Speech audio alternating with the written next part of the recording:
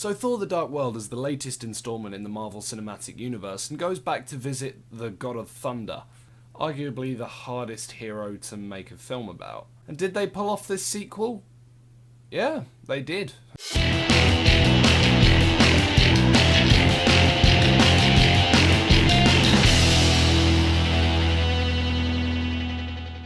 So this movie once again follows Thor and Jane Foster, played by Chris Hemsworth and Natalie Portman respectively, and this time it's in space! The majority of this movie takes place in other planets, which I personally loved. It was awesome seeing more of Asgard as well as the other 9 realms, even if you only saw them briefly. So Natalie Portman is pouncing around in London at some point, and through a really awkward contrivance ends up the centre of the story, really. Aside from the awkward contrivance, that actually really annoyed me, that pretty much all of the Earth scenes took place in London, and I don't know if it was just me, considering I live in London, but London is not an interesting place.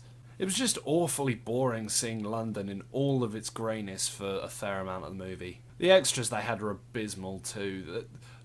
What's worse is I know that they're English because I saw casting information for it in London, but it was just English people playing caricatures of English people. Alright, governor, what's all this then? The acting from the extras just made me cringe. But back to Asgard. This movie felt more like an epic sci-fi fantasy than a Marvel superhero movie, which I thought was really interesting. I actually thought that Thor 2 was a mix between J.J. Abrams' Star Trek movie and The Lord of the Rings. That's great, more of that please.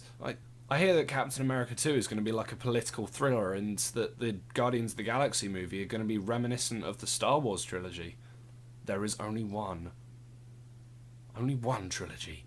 Imagine more mixed genres like that, like a Eastern martial arts movie based on Iron Fist, or a gangster movie based on Daredevil, or even a western. It could work. But yeah, back to the movie. I was so glad to see that it wasn't just grounded on Earth again, and it was really refreshing and pretty interesting to see all the other planets, particularly Asgard.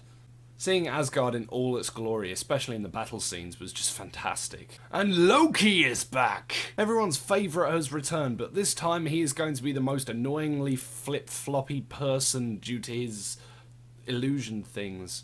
It felt at times that they really overused the illusion tricks, and just his constant betrayals and illusions just got a bit tiring at times.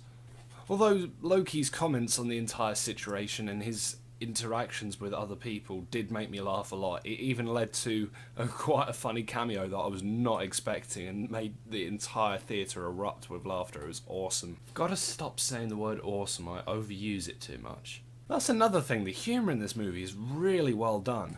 Whether it's just subtle sight gags, dry humour slipped into the dialogue, or just dumb slapstick, it all seems to work, and it all is really funny. Even better than most other Marvel films, I'd say, which was great considering it provided a good deal of levity considering this was a really dark film.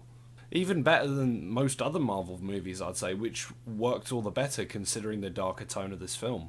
And what did I think of the villain? Well, he was there. The Dark Elves were pretty badass, like, with their just weaponry, design, and just the feeling that they were an unstoppable force of evil. They were pretty cool. But for the main villain, Malekith was just pretty bland. For one, his plan is to just destroy the universe. Whoopee. But he barely even did anything. He could have just been another Dark Elf and not be played by the Ninth Doctor, and it wouldn't have made the slightest bit of difference. It looked like they dubbed over him anyway. It looked really jarring. They also made a painful use of a Deus Ex Machina in this, to the point that actually made me go, but with all the contrivance, Deus Ex Machina and dull villain, I would still recommend this movie. Not just to Marvel fans, or comic book fans, or superhero film fans, but to anyone that loves fantasy or sci-fi. They managed to perfectly blend the two together in a way that gives you a wider view of this universe, yet still leaves so much more unseen, which is what any good sequel should do. So I'll end this off by asking you, what Marvel superhero would you love to see come to the screen? Personally, I'd love to see an Iron Fist movie. Imagine an Eastern martial arts movie set in the Marvel universe directed by someone like John Woo or Ang Lee. Actually, maybe not Ang Lee.